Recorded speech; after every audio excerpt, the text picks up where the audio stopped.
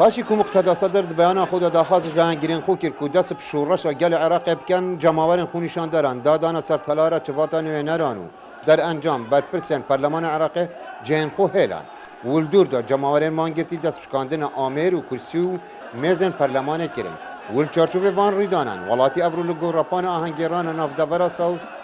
داخوازه چاکسازی دکن هذا الشعب لما شوفه زين اوی خلکی اگر زورداری ندید بایا وها ندکر وان برسیبون دید وان خدمت ندیتن پرورده نینه نخوشخانه نینن او گهشت آستا سرهلدان لدجی حکومت و پرلمان وان هل بجارتی الشعب شاف الامور خلکی دید که ایدی چاره یا دست وان دا وکو سعید گفت او با آوک یا رکوبک و هفریزی دیگل هیزن اولکاری در باز حرمات هوز بون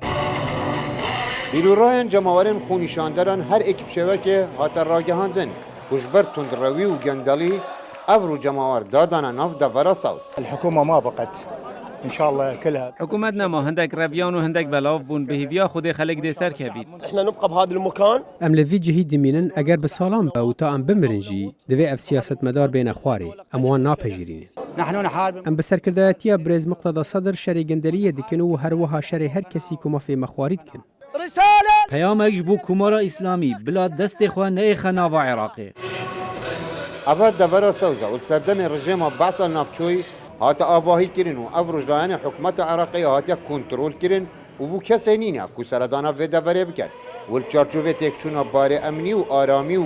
زیده روی حکومت عراقی جماور بکتکی دادانا دورا سوز داکو پیامات چاکسازی را گینن ولدور وان آلوزیان افرو جماور دوالاتا که ویران و حکومتا که بید استالات یبویا خودان بریار لو را وقتیتا گوتن پاشا روژا وی والاتی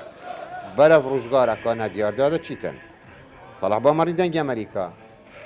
بغداد